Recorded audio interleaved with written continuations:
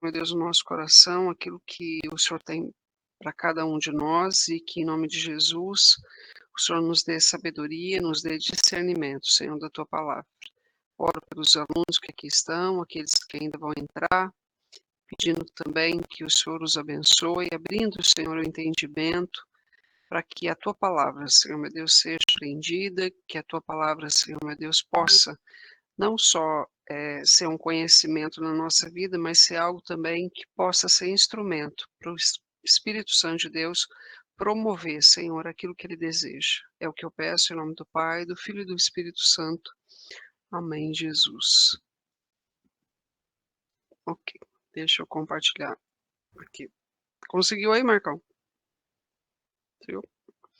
Legal, aí ficou essa parte, conseguiu aí, Marcão, na gravação, mas tudo bem.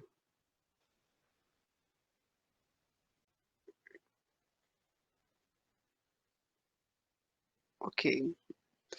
Semana passada, nós chegamos a entrar no tópico 2, onde a gente comentou sobre, então, Jesus Cristo divino e humano, né, nós falamos que é muito importante ter o conhecimento e ter o entendimento disso, porque isso, nos permite, muitas vezes, defender o evangelho, defender a pessoa de Jesus, em frente a tantas seitas, tantas heresias que existem, né. A gente até eu comentei que é muito comum Satanás usar o nome de Jesus em várias dessas seitas, disfarçadamente, né, como se aquela religião falasse muito bem de Jesus, você aparentemente fala assim: "Nossa, mas parece que está tudo certo", mas quando você começa a entender um pouquinho melhor qual Jesus que eles estão apresentando, você começa a, de fato, dizer assim: "Não, esse aí não é o Jesus verdadeiro,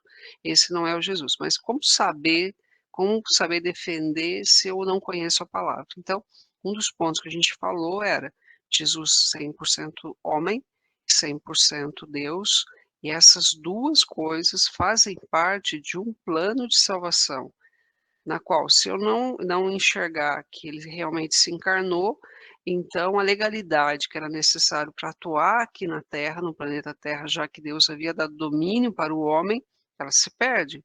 Se eu também não acreditar que Jesus Cristo era de fato Deus desde o princípio, também perde o conceito daquilo que Deus de fato fez, que foi entregar o seu filho, né, e aí eu tenho que crer que ele é Deus, senão eu vou achar que ele foi um grande homem, um grande profeta, seja lá o que for, e eu também, de novo, não sirvo a aquilo que de fato Jesus é. Então, isso a gente falou na aula passada, então a gente falou sobre a humanidade de Jesus, que foi a encarnação dele, né, através do nascimento virginal, a gente também falou que ele não carrega o pecado, a semente do pecado, como eu e você carregamos, né. Jesus não poderia ter isso, porque, Jesus também o sangue a ser derramado naquela cruz do Calvário não poderia ter pecado nenhum, então Jesus não poderia ser com isso. Mas isso não significa que ele, na natureza humana, não tenha sido tentado.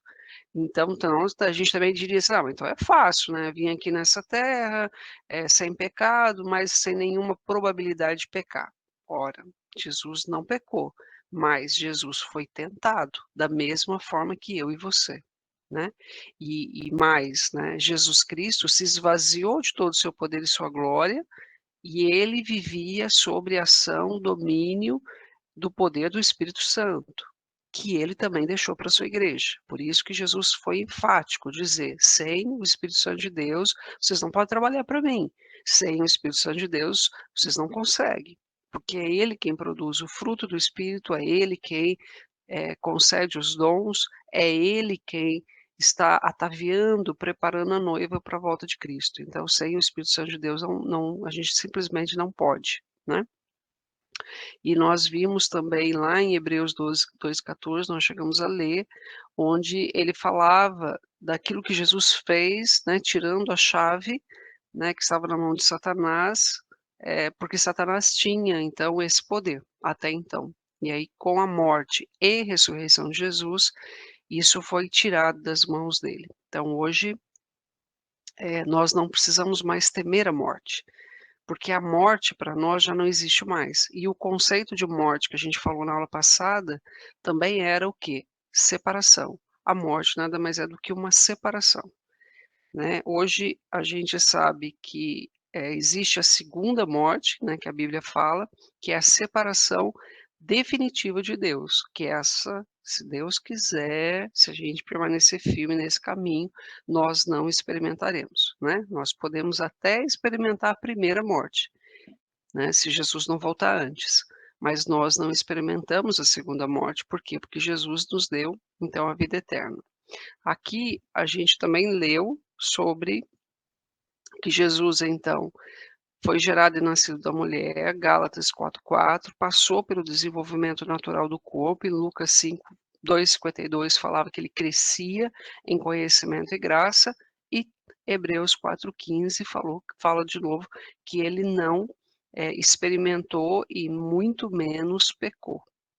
Mas será que um Deus que não pecou poderia ser aquele Deus que a Bíblia diz que ele era o nosso e ele é o nosso intercessor, porque ele sabe de tudo aquilo que nós passamos, tudo aquilo que nós sentimos.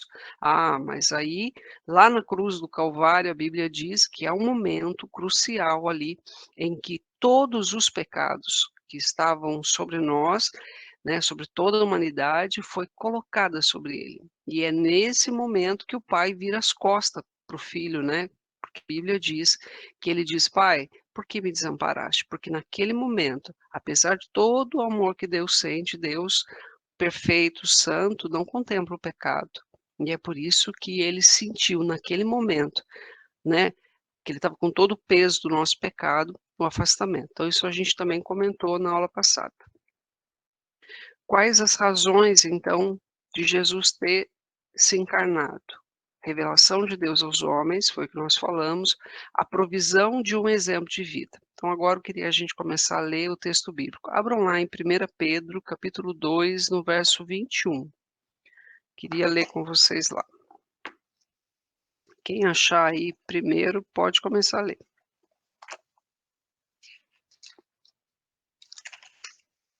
Senão eu leio. 1 Pedro 2:21 diz assim: "Porque para isto sois chamados, pois Cristo também sofreu por nós, deixando-nos um exemplo para que sigais as suas pisadas".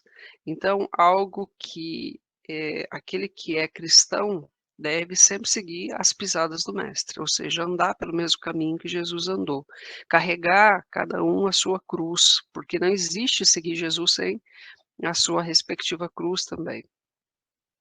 A efetivação de um perfeito sacrifício pelo pecado. Abram lá em Hebreus, no capítulo 10, no verso do 1 ao 10. Esse texto, ele fala exatamente aquilo que Jesus veio fazer como o cordeiro que tira o pecado do mundo. E ele veio para fazer algo definitivo, porque até então, né, o sangue de bodes, o sangue de cordeiros, não foi e não era capaz, né, de verdadeiramente resolver o problema. Então, somente o sangue de um homem sem pecado, é que poderia, apagar de uma vez por todos o pecado. Então, no capítulo 10 do livro de Hebreus, alguém pode ler para mim? Posso sim, De 1 a professora. 10? É dos 10. Oh, Isso, é pode do 1 a ler. 10? 1 ao 10. Ora, visto que a lei tem sombra dos bens vindouros, não a imagem real das coisas, nunca jamais pode tornar perfeitos os ofertantes com os mesmos sacrifícios que, ano após ano, perpetuamente eles oferecem. Doutra sorte, não teriam cessado de ser oferecidos, porquanto os que prestam culto, tendo sido purificados de uma vez por todas, não mais teriam consciência de pecados? Entretanto, nesses sacrifícios faz-se recordação de pecados todos os anos, porque é impossível que o sangue de touros e de bodes remova pecados. Por isso, ao entrar no mundo, diz: sacrifício e oferta não quiseste, antes um corpo me formaste. Não te deleitaste com holocaustos e ofertas pelo pecado. Então eu disse: Eis aqui estou. No rolo do livro está escrito a meu respeito, para fazer, ó Deus, a tua vontade. Depois de dizer como acima, sacrifícios e ofertas não quiseste, nem holocaustos e oblações pelo pecado, nem com isto te deleitaste, coisas que se oferecem segundo a lei. Então acrescentou: Eis aqui estou para fazer, ó Deus, a tua vontade. Remove o primeiro para estabelecer o segundo. Nessa vontade é que temos sido santificados, mediante a oferta do corpo de Cristo Jesus, uma, uma vez por todas. Muito bem. Então aqui ele deixa claramente, a exposição daquilo que era a lei, né, aquilo que se você pegar o livro de Levítico, está muito claro, tudo aquilo que eles faziam naquela época, então todas os sacrifícios que foram instituídos por Deus, né, a maneira como o holocausto, por exemplo, era feito, como o sacerdote que colocava a mão no cordeiro, o pecador que colocava a mão no cordeiro. Então, tudo aquilo que é no Velho Testamento, na verdade, é uma sombra daquilo que Jesus de fato iria efetuar depois. Então, era como se Deus, ao longo da história, viesse mostrando para eles que o sangue derramado era em função do pecado. E aí então ele vem depois de tantos anos, né, colocando na mente dos judeus, colocando na mente do povo escolhido, qual era o processo, né, para que aquilo que o pecado havia entrado no mundo e o preço que esse pecado ele custava. Mas sempre aquilo que você vê no Velho Testamento é só uma sombra daquilo que de fato Jesus Cristo faria de forma definitiva. Por isso que Hebreus, quando ele fala e ele dá o exemplo, ele vem comentando exatamente aquilo que Deus havia feito. É como se fosse uma didática de Deus ao longo do Velho Testamento, mostrando de fato e abrindo luz para algo que ele iria ainda fazer. Tá certo? Então isso é importante a gente entender que esse sacrifício que foi feito por Jesus na cruz do Calvário, ele quebra completamente qualquer, noção de que a pessoa que vai para o espiritismo, por exemplo, pode ter com relação a sucessivas reencarnações para poder, né, vamos imaginar assim, se aperfeiçoar. Só existe uma coisa que pode, de fato, libertar e apagar, que seria, o pecado de uma pessoa, que é o sangue de Jesus Cristo, derramado ali na cruz do Calvário. Algo que nós também entendemos que Jesus precisava dessa encarnação, era para proceder à destruição completa das obras do diabo. Jesus disse muito claramente que o diabo veio para matar, roubar e destruir, e que ele viria para desfazer tudo aquilo que Satanás fez, e dar vida e vida em abundância. Em 1 João 3,8 a gente vai ver isso. Exercer o sumo sacerdócio misericordioso, porque em Hebreus 5:1-2 ele vai falar que ele que passou por tudo aquilo que nós, né, passamos, ele é o único que pode, então, argumentar diante do Pai, a respeito de nós. E aqui procedeu o cumprimento da aliança davídica, que é a aliança que Deus havia feito com Davi, por isso que Jesus vem da linhagem de Davi, e ser soberanamente exaltado, foi o que nós lemos em Filipenses 2:9. Então tudo isso a gente viu na aula passada. A pregação de Jesus. O que que Jesus, de fato, iniciou proclamando?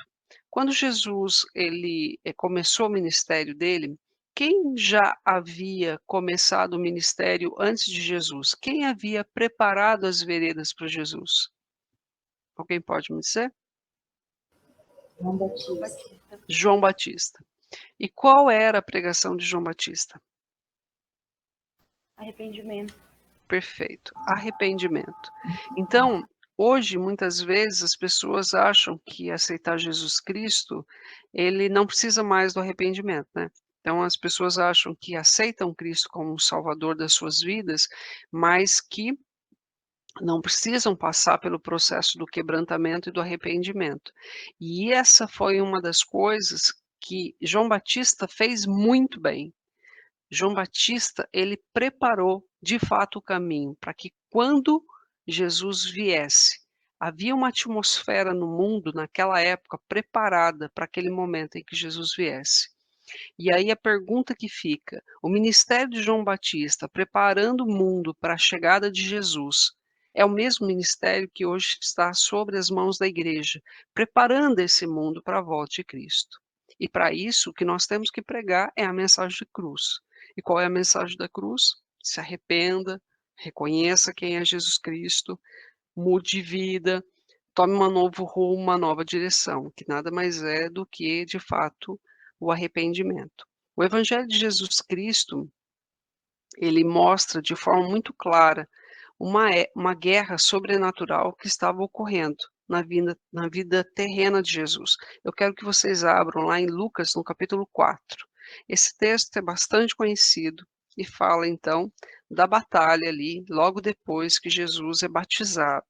Jesus é levado para o deserto pelo Espírito Santo de Deus. E ali, então, ele começa, né, o seu ministério. A primeira coisa que antes de começar o ministério, a gente vê que Jesus, então, é provado, ele é tentado ali. Então, a palavra do Senhor diz, lá em Lucas, no capítulo 4, e ele diz assim: E Jesus, sendo cheio do Espírito Santo, voltou do Jordão e foi conduzido pelo Espírito ao deserto, sendo tentado pelo diabo durante 40 dias. E naqueles dias ele não comeu nada. E terminados eles, teve fome. E disse-lhe o diabo: Se tu és o filho de Deus, ordena que essa pedra se transforme em pão. E Jesus lhe respondeu, dizendo: Está escrito que nem só de pão viverá o homem, mas de toda a palavra de Deus. E o diabo, levando-o a um alto monte, mostrou-lhe um instante todos os reinos do mundo. E disse-lhe o diabo: Dar-te-ei todo esse poder e a sua glória, porque foi entregue a mim, e o dou a quem eu quero. Portanto, se tu me adorares, tudo será teu. E Jesus respondendo, disse-lhe: Vai-te, passa para trás de mim, Satanás, porque está escrito: Tu adorarás ao Senhor teu Deus, e só a ele tu servirás. E ele trouxe para Jerusalém e o colocou sobre o pináculo do templo e disse-lhe: Se tu és o filho de Deus, lança-te daqui para baixo, porque está escrito: Ele dará aos seus anjos ordem sobre ti para te guardar, e eles te sustentarão em suas mãos, para que em algum momento o teu pé nunca tropece em uma pedra. E Jesus respondendo, disse-lhe: Dito está, tu não tentarás ao Senhor teu Deus. E acabando o diabo toda a tentação, ausentou-se dele por um tempo. Então, o que que a gente percebe aqui, nesses itens aqui que Satanás usou para poder, pegar Jesus.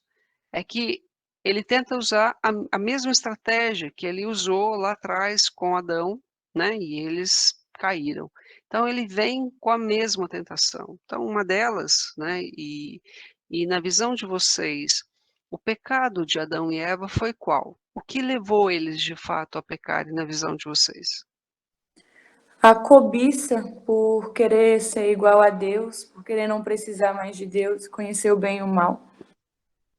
E você acha que esse pecado de, querer ser igual a Deus, ele é um pecado que acabou já na humanidade? Ou você acha que isso é uma coisa que nós, hoje, somos grandemente tentados a fazer a mesma coisa? Ainda somos, com certeza. E vocês acham que, por exemplo, um dos sinais, pensa que nós já somos cristãos, todos aqui somos, todos nós aceitamos a Cristo.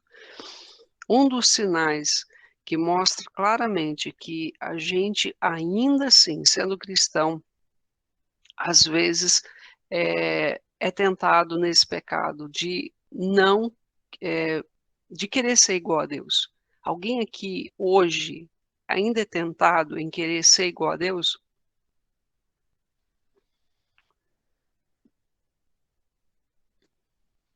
Eu acho que todos os dias, porque se a gente for olhar, é muito difícil a gente viver na dependência de Deus. E quando a gente sai desse lugar de dependência e a gente assume o controle da nossa vida, é o mesmo que nós estivéssemos dizendo: eu sou o Deus da minha vida e eu decido, eu faço, eu aconteço, eu tenho o domínio de tudo. Então, acho que a luta do crente é entrar nesse lugar de dependência de Deus para não querer, para não agir como sendo maior que ele e tomando o controle da sua própria vida. Perfeito. E nesse caso aqui, deixa eu fazer uma enquete aqui. Quantos de vocês conseguem dedicar um tempo todos os dias para passar na presença do Senhor? Eu faço devocional diariamente. Quem mais? Tem aqui alguém que fala assim, Priscila, eu não estou conseguindo fazer a minha devocional diária? Eu não consigo. Quem Não falou? consigo. Maria Fernanda? Ó, Denise. Silvana. Quem? Silvana. Ultimamente eu não Silvana. estou conseguindo. Legal. Eu também não. Não? Quem Também mais? eu também sofro com isso. Eu também estou Sofre tentando. com isso. Você está tentando, né? Está na luta, né? É isso aí. Mas você sabe que uma das razões de nós termos tanta dificuldade com relação a isso é porque, de alguma forma, a gente acha que vai conseguir fazer, né?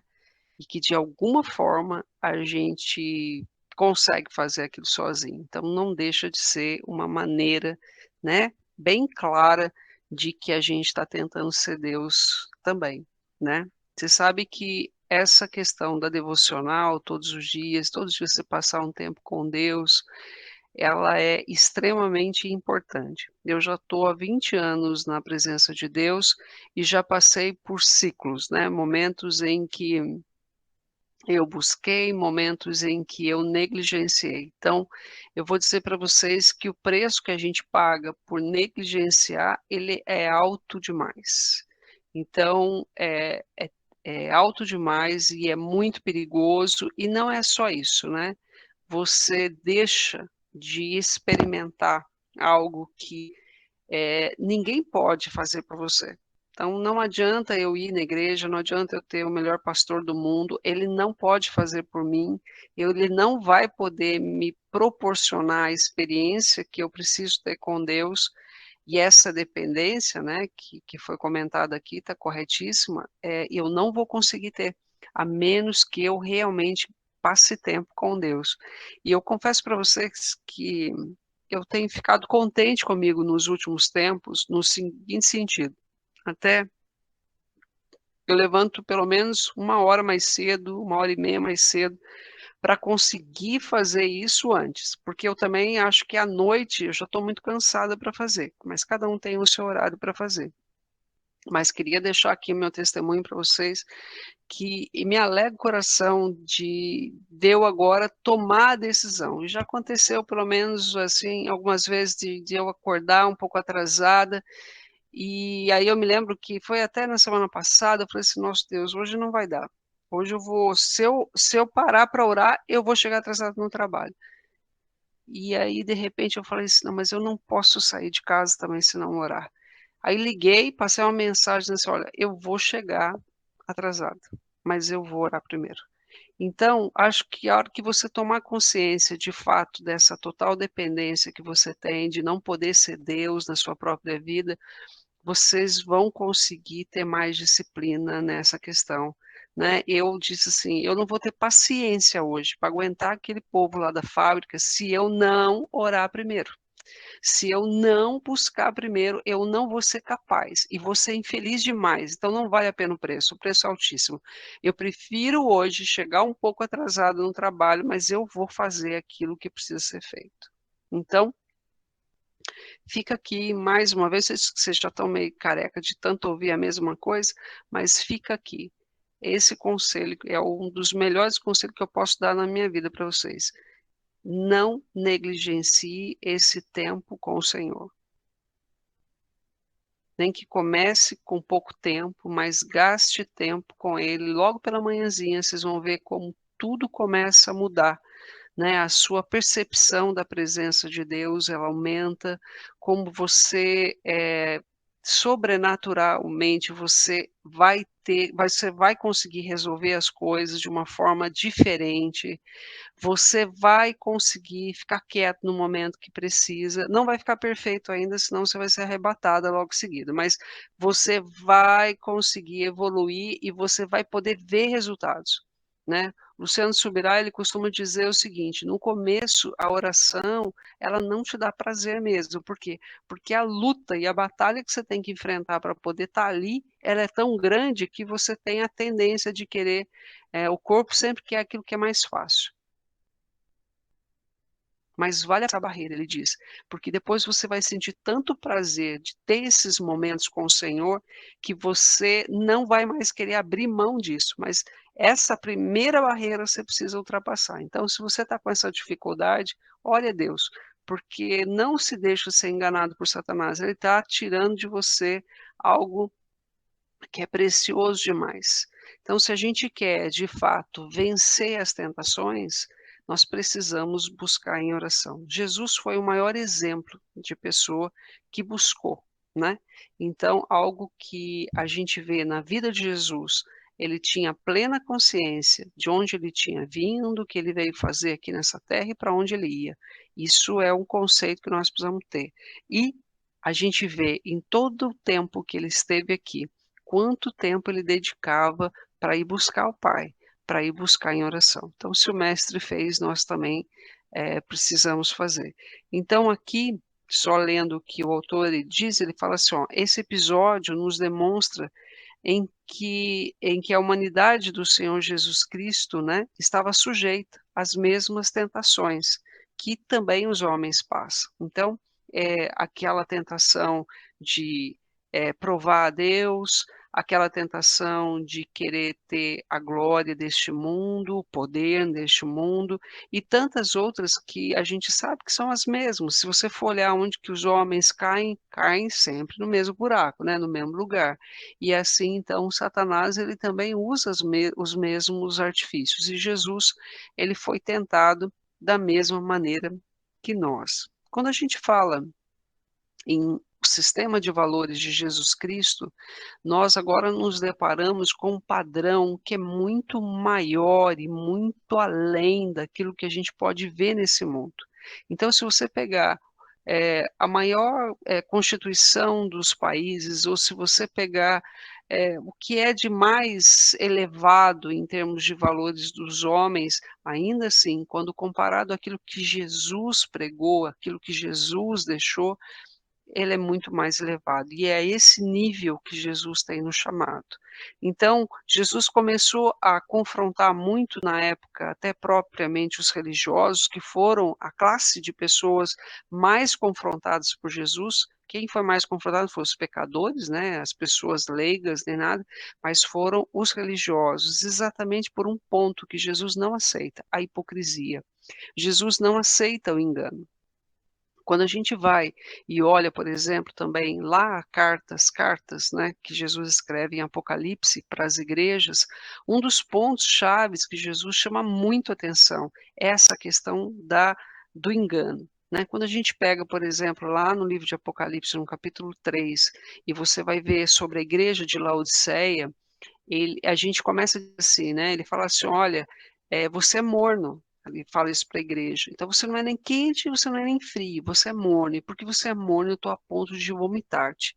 E aí, a pergunta que fica é: por que que para Jesus a mornidão era pior do que a frieza, na opinião de vocês? Por que que ser morno é pior do que ser frio?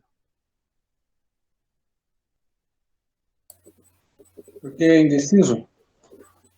Indeciso? Não sabe o que quer, sabe qual direção tomar, fica meio em cima do muro? Bem, a gente costuma dizer que quem está no muro já tomou a decisão, né? Já está do outro lado. Mas vamos abrir a palavra de Deus lá em Apocalipse, no capítulo 3. Quero ler lá junto com vocês, e eu quero ler sobre a igreja de Laodiceia.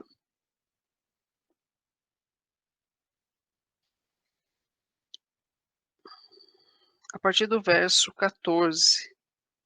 Acho que é do 15, tá bom. A partir do verso 15, 3:15, ele fala assim: olha, eu conheço as tuas obras, que não és frio, que não és nem frio, nem quente.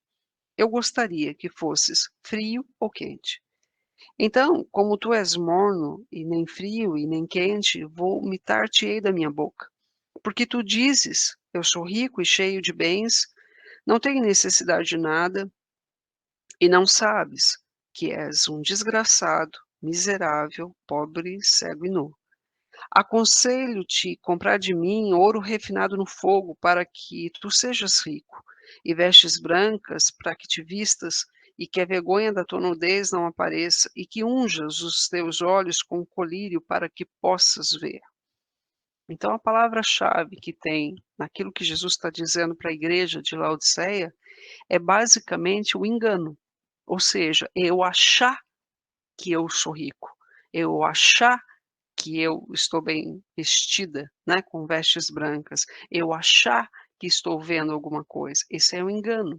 Então, não tem coisa pior do mundo que você mentir para si mesmo. Então, ao que Jesus disse assim: "Olha, porque você nem sabe a sua situação é que é a grande é a gravidade do negócio". Então, para Jesus Cristo, não funciona esse estado de que você acha que está tudo bem, acha que está tudo certo na sua vida, enquanto de fato a Bíblia diz claramente, né, você compre de mim algo para que você possa ver, então significa que a igreja não estava conseguindo ver, significava que a igreja achava que estava limpa, mas na verdade convivia com coisas erradas, então ele fala: "Você tem que se vestir com vestes brancas". E a outra questão é o ouro refinado. O ouro refinado significa a vida com Cristo, que passa pelas provas, que passa pelo fogo de Deus, mas é aquela vida em que você tem comunhão com o Senhor.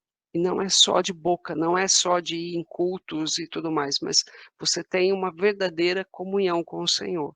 Então, a pior coisa que pode ter para Jesus Cristo é uma igreja que aparenta ser, que parece ser, mas que na verdade não é. Então, esse é um dos pontos que é muito sério para Jesus, né. Certa vez Jesus vai diante de uma figueira, ele olha ao longe aquela figueira. Quando ele chega na figueira, ele percebe que a figueira não deu fruto. E aí a Bíblia diz que ele amaldiçoou aquela figueira. Mas o que será que fez com que ele amaldiçoasse aquela figueira?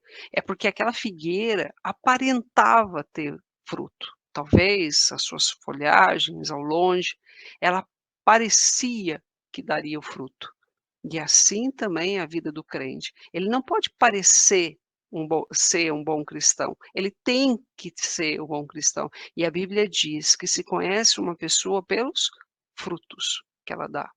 Então, quando nós falamos no padrão de valores, às vezes, para os olhos do mundo, talvez até a gente possa parecer uma boa pessoa, uma pessoa honesta, não mata ninguém, não rouba ninguém, não faz mal para ninguém, né? Mas o padrão de valores para Deus é muito mais elevado. Para Deus não basta eu fazer o que é bom, o que é certo, para Deus importa a motivação que me leva a fazer aquilo. Então, não basta só fazer, é o porquê eu fiz aquilo. Deus não se importa só com aquilo que eu falo ou que eu faço. Deus se importa muito com aquilo que está dentro do meu coração. E isso nem sempre as pessoas podem ver, mas Ele vê. Então, quando nós estudamos e quando nós, queremos uma transformação de vida, é para esses padrões que nós devemos ter. Então, nesse mundo, às vezes as pessoas: "Ah, eu queria ser igual àquela pessoa, queria ser igual àquele pregador", né. Mas o nosso verdadeiro padrão não são as pessoas, o nosso verdadeiro padrão é Jesus Cristo, cujo valor é muito mais elevado de qualquer sistema desse mundo. Com relação às regras de conduta, Paulo assevera que o Estado é uma instituição de Deus. Em Romanos capítulo 13, no verso 1, ele diz assim: toda alma esteja sujeita às autoridades superiores, porque não há autoridade que não venha de Deus, e as autoridades foram ordenadas por Deus. Então, muitas pessoas acham, por exemplo, que elas devem obedecer a Deus, mas elas não necessariamente devem obedecer às autoridades que estão sobre ela. Então, muitas vezes, no seu próprio trabalho, né, aí você fala assim: "Ah, mas aquele chefe não sabe de nada, aquele chefe é um ignorante, ele nem cristão não é, por que que eu tenho que obedecer? Por que que eu tenho que honrá-lo?". Mas a Bíblia diz que é assim que nós devemos proceder. E vocês acham que isso pode desagradar a Deus, quando eu, por exemplo, não honro as autoridades que estão sobre a minha vida?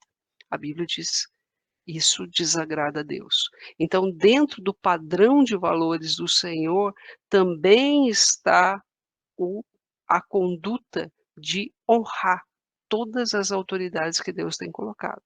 Quantas vezes você, talvez, tenha falado mal do presidente da república? Quantas vezes com a sua boca, ao invés de abençoar a sua liderança, ou até mesmo um pastor da sua igreja, você foi instrumento do inimigo para fazer exatamente ao contrário? Mas Priscila, isso é questão de valor? A resposta para você é: essa é uma questão de valor. Quer ver algo que tem um valor inestimável para Deus? A honra que você dá ao seu pai e à sua mãe. Então, não adianta querer conhecer a Bíblia, não adianta saber, andar bem aqui na Bíblia, pregar muito bem, ensinar muito bem, até mesmo orar, expulsar demônios, sendo que dentro de casa você não aprendeu ainda a honrar e valorizar o pai e a mãe que você tem. São conceitos das quais você não pode abrir mão, porque são conceitos importantíssimos dentro do conceito de valor que Deus tem. Então, todas as autoridades, todo aquele que está querendo ser um líder, que está querendo exercer o ministério, precisa primariamente saber honrar aqueles que Deus colocou como autoridade sobre a sua cabeça. Outro ponto que é muito importante é não se conformar só com aquilo que é exterior, mas a motivação, aquilo que de fato me leva a fazer. Quando a gente olha em Mateus, no capítulo 5, e a gente vai até o capítulo 7, a gente vai falar das bem-aventuranças. Quando você lê esse texto, ele fala de tudo aquilo que está reservado para aqueles que de fato buscam esse aperfeiçoamento da sua alma. Então, quem conhece bem esse texto é bem conhecido, mas vamos abrir lá para a gente dar uma olhadinha em Mateus capítulo 5 e a gente vai dar uma folhadinha nas bem-aventuranças lá. Só para a gente poder entender que o padrão que está lá não necessariamente e muitas vezes não é o padrão que o mundo entende como valor, mas é nesse conceito que Jesus nos chama a ser, né? Muito mais do que ter, né? Aquilo que Deus nos chama a ser, né? Então, Mateus, no capítulo 5, Jesus, ele começa a falar sobre o quanto são felizes, o quanto são bem-aventurados, né? Aqueles que choram, aqueles que são mansos, aqueles que têm fome e sede de justiça, aqueles que são misericordiosos, os que são puros de coração e os que são pacificadores. Aqui é um ponto para nós que é extremamente importante. Eu não sei quanto a vocês, mas tem alguém aqui nessa sala que se considera uma pessoa mansa?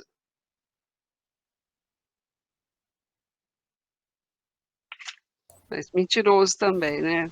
Eu não. Isso que a Bíblia Olha o diz, né? engano aí.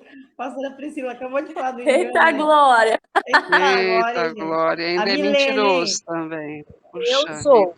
É a Milene, gente. Você, A Milene representa. A Milene nos representa. Agora o Marco não. Milene, O Marco é então engano. vamos lá, pessoal. E o que que é uma pessoa mansa para vocês?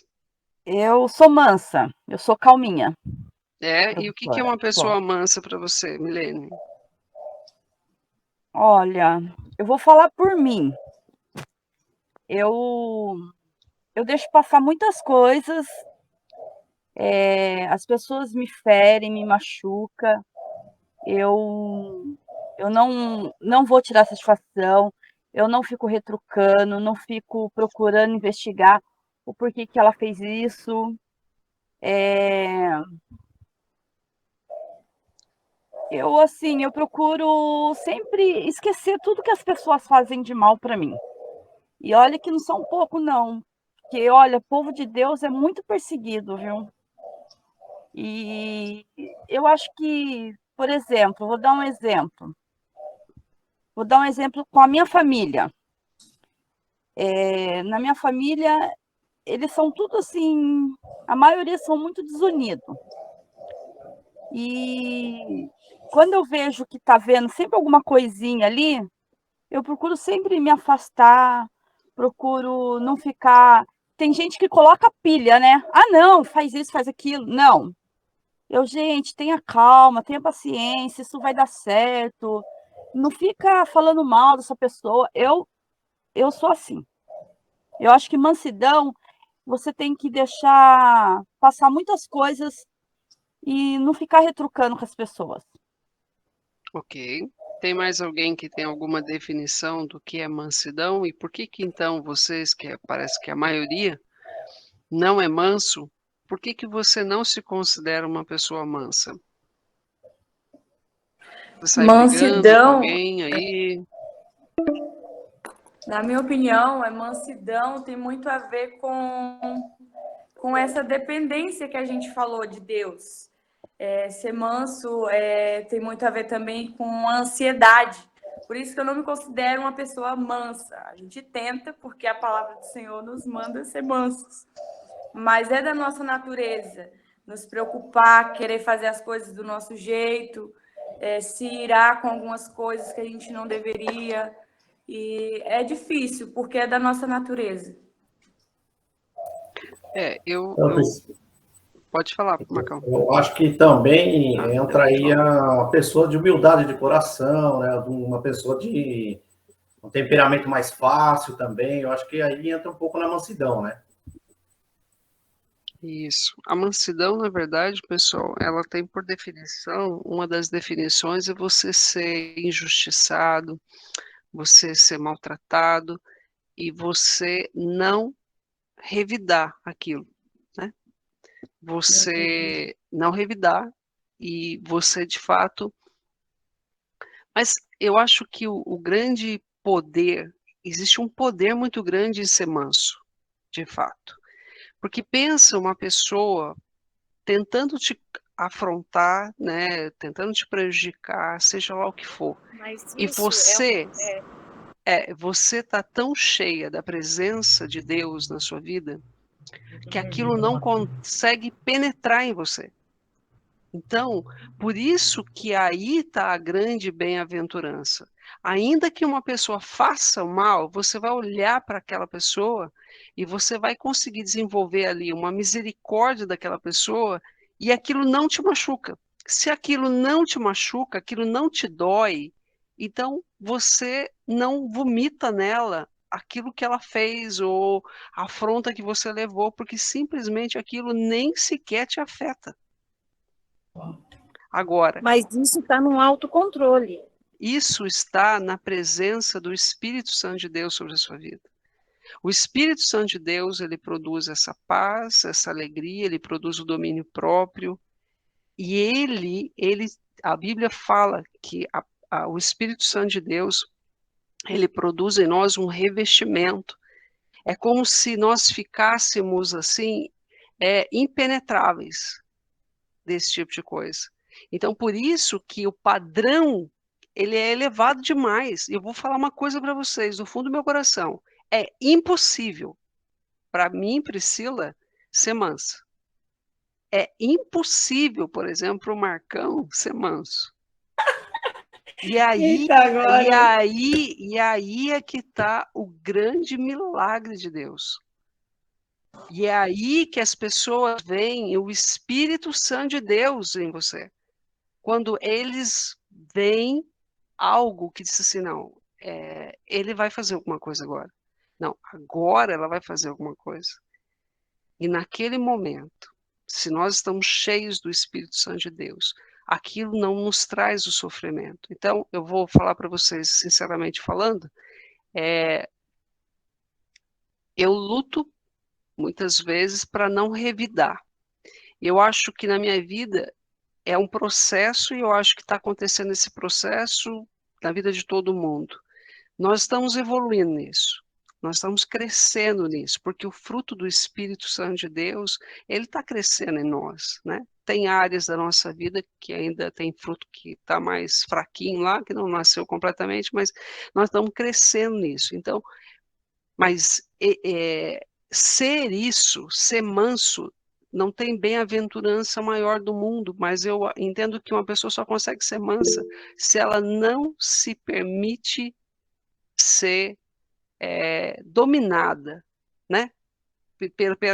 Aqueles pensamentos que vêm na nossa cabeça, por que ele falou aquilo, não posso deixar dessa forma, eu vou lá, vou tentar resolver aquilo. Aquilo, gente, causa um verdadeiro tormento na cabeça de todo mundo. Então, esse padrão de ser manso, de ouvir uma afronta, não responder à altura daquela afronta, saber que aquela pessoa está plantando, ela que vai colher lá na frente, porque você não está colhendo nada, não foi você que plantou. Então, tudo isso vem de um poder que nós não temos em nós, como perdão também, eu acho que é algo sobrenatural, que só é dado e só é conseguido por aqueles que verdadeiramente têm o Espírito Santo de Deus. Então, esse padrão de pessoa, aquela sabedoria, sabe aquela doce calma e sabedoria que existe numa pessoa, isso é fruto de algo que não é desse mundo. Por isso que nós não somos mais desse mundo, é o que a Bíblia diz. Nós temos o Espírito Santo de Deus que nos faz ser concidadãos dos céus, embaixadores de Cristo nessa terra.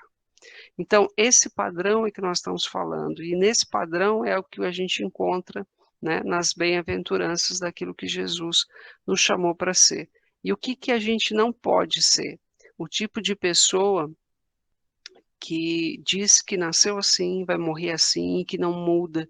Mas eu percebo, pelo menos na minha própria vida, que quando eu me irrito com alguma coisa que alguém faça, ou, por exemplo, uma maldade, seja lá o que seja, uma bolada nas costas, que às vezes a gente leva, né?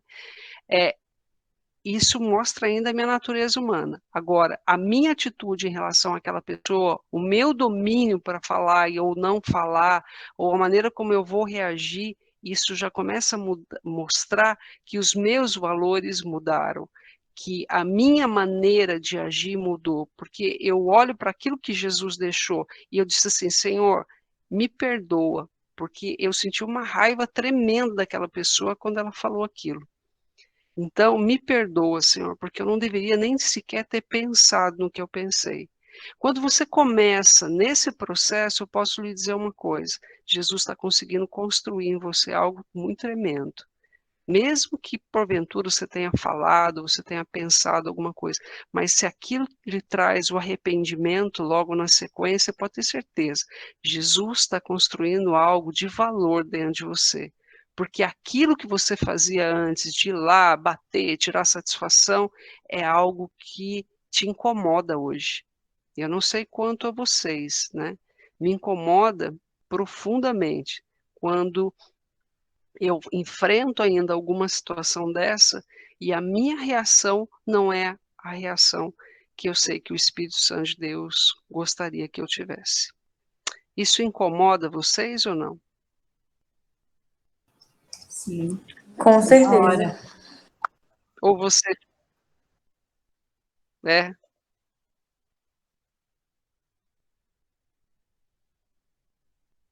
não é verdade? E assim, o Marcão sabendo o que eu vou falar agora, a gente tá. Pode ser que caia daqui a pouco, pessoal. Se cair, eu mando o link de novo. Existe, às vezes, você está no embate na empresa, você está numa reunião e você está ali discutindo e tudo mais. Se você começar a querer dar e bater, gera uma atmosfera que hoje nós, cristãos, a gente consegue perceber a atmosfera que criou. E a gente fala assim: Deus não está operando aqui. Então, quando a gente consegue ali, e aí é a hora que a gente tem que ser sempre ali, ó, Espírito Santo de Deus, entra aqui comigo nesse negócio aqui e me ajuda aqui. E você consegue se conter muitas vezes. Às vezes já saí de salas de reunião, às vezes, que eu escuto e eu não concordo com aquilo, mas agora eu consigo ficar um pouco mais quieta, e eu vou lá, tento resolver, mas oro a Deus, e Deus tem feito assim, colocado as mãos de forma muito diferente. Mas por quê? Porque eu sei que se eu confrontar a pessoa e eu discutir com a pessoa ali, depois o Espírito Santo de Deus vai me incomodar demais da conta. Você alguma vez já voltou assim no ambiente de trabalho e pediu perdão para alguém? Isso ainda não, né, Marcão? Não chegou a vez do Marcão nisso ainda. Mas eu já cheguei nesse nível agora e eu fiquei muito contente de eu chegar para a pessoa e falar assim: ó, você me perdoa. Eu falei algo ali naquela hora que eu não deveria ter falado. Então, me perdoa. Vamos começar de novo e reconhecer. Isso é valor para Deus. Isso mostra o quanto você não se importa mais de querer impor a sua vontade.